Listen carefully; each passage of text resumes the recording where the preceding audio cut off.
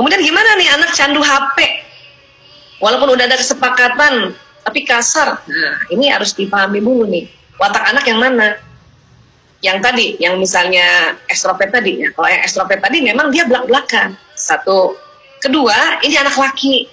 Tadi saya sudah sampaikan, laki-laki itu otak kanannya lebih dominan. Jadi otak bermainnya lebih dominan. Ketiga, membuat kesepakatan itu gak cuma satu kali. Diulang-ulang. Dan buat pertemuan-pertemuan yang rutin. Anak saya 5, 4 laki-laki. Untung saya belajar sedikit tentang otak laki-laki bahwa dia sedang bermain. Pada saat mereka masih kecil, terutama waktu TK dan SD, terutama ya, dan juga waktu sampai SMP lah kira-kira. Itu harus dibuat pertemuan-pertemuan khusus yang teratur sebulan sekali untuk membahas kesepakatan-kesepakatan ini. Banyak orang tua bilang saya sudah bikin kesepakatan, ternyata baru 1 kali diomonginnya. Coba bikin dalam kondisi yang kita siap, dia siap. Contoh ya, anak saya Mas Lanang itu kan lahirnya 18 Juni. Supaya saya ingat, setiap anak mendapatkan jatah pertemuan khusus, bukan sama adik-adiknya, itu setiap bulan tanggal 18, saya jemput Mas Lanang dari sekolah, nih waktu dari masih kecil ya, masih TK ya, ajak dia makan. Kenapa? Kalau kita mau nasihati anak laki, itu harus dalam kondisi sama lagi makan enak, gembira. Tantang nasihati anak laki dalam keadaan perut kosong. Itu ingat baik-baik kalau anak laki. Jadi ngobrol, terus kita catat. Kamu mau main bulan ini kamu mau main apa aja? Itu tanya. Bunda, aku mau main game. Game apa? Game online. Apa itu? Ceritain dong. Jadi anak merasa bahwa oh, bundaku ini adalah orang yang paling aman kalau saya cerita tentang permainan saya. Karena anak laki-laki mau bermain. Dan sekarang era digital, mainnya digital. Kan gitu. Jadi kita catat, oh game online Dota untuk itu ya nak ya, untuk kita bisa perang, ngatur strategi, ya gitu. Iya Bu, karena buat anak laki-laki bermain itu belajar, gitu.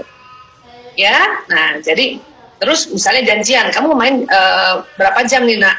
Soalnya nanti kan bulan ini ada ujian, ada ulangan, ya ingat ya, sholat harus dikerjakan ya. Nah itu kesempatan setiap bulan ingetin lagi. Terus kita pantau deh sebulan itu dia benar nggak sesuai sepakatan. Kalau enggak, ya kalau bisa waktu kita memantau anak ini sudah mengerjakan sesuai kesepakatan, kita catat. Misalnya dia janji mainnya cuma 2 jam aja, mau mendekati 2 jam, kita bilang, nah udah hampir 2 jam, iya bun, udah.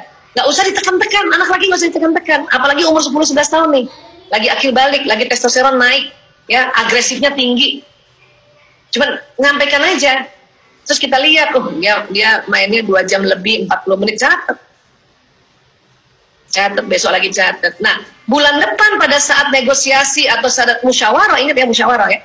Kita doa dulu, ya Allah, mohon lemah lembut saya mau musyawarah pada anakku, ya Allah. Ya, dan maafkan mereka dan mohonkan ampun, ya Allah, dari hasil pengamatan saya sebulan ini, ya Allah, anakku tidak sesuai kesepakatan, ya Allah, saya maafkan dia, ya Allah. Sebut namanya Fulan bin Fulan. Ampuni dia ya Allah. Baru tadi kan ngajak musyawarah kan? Barulah kita jemput lagi, kita makan berdua. Nak, kemarin ibu catat-catat kok kamu sebulan ini nggak jadi 2 jam nak. Kelebihan terus. Iya ya Bu ya. Nah, anak juga kan baru sadar. Oh gitu. Berapa jam tuh Bu? Iya, ada yang 2 jam 60 menit. 3 jam dong itu. Iya, bercanda-bercanda aja. Kenapa sih nak? Terus cari tahu kenapa. Iya Bu, aku minta maafnya karena kalau kita main game online khususnya Dota, kita nggak boleh berhenti tiba-tiba. Kita harus minta izin dan proses izin itu bisa makan waktu Bu. Oh gitu. Dan main game online itu kan biasanya pertemanan luar negeri. Jadi mereka harus membawa nama negara karena anak saya bilang ini bawa nama negara Bu. Sekarang bawa nama negara itu bukan cuma main basket, main bola atau lomba matematika, main game itu bawa nama negara. Orang Indonesia, anak Indonesia dicap loser oleh orang negara-negara. Kenapa? Karena kalau main tiba-tiba hilang. Dan saya yakin kenapa anak tiba-tiba hilang, belum sempat izin, udah dimarahin orang tuanya. Makanya ini harus paham, ya.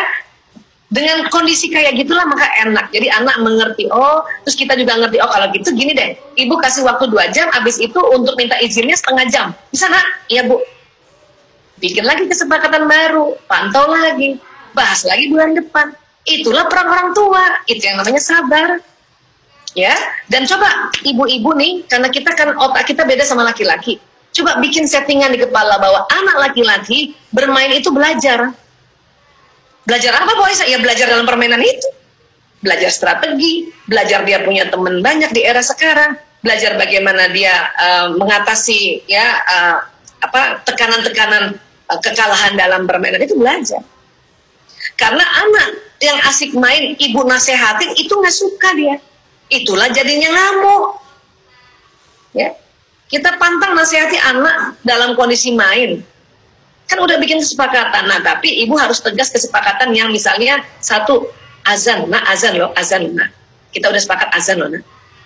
Adapun kalau soal yang azan kemudian dia sholat, makanya nanti dia terbiasa. Oke deh, wah, tak lagi mau azan nih. Kalau gitu saya tunda aja deh, sholat dulu, baru saya main. Nah, itu untuk dia belajar. Dan proses belajar ini hasilnya baru 10 tahun yang akan datang, Bun. Jadi, ikhtiar terus, nah itulah sabar, ya. Oke, dan kita nggak bisa langsung memblaming itu sebuah kecanduan. Kalau belum lagi mencoba untuk cara-cara kayak tadi dilakukan, ya. Oke, jadi sekali lagi ya Bismillah, coba deh bikin sebuah habit yang benar, baik dan pantas, ya. Oke, baik.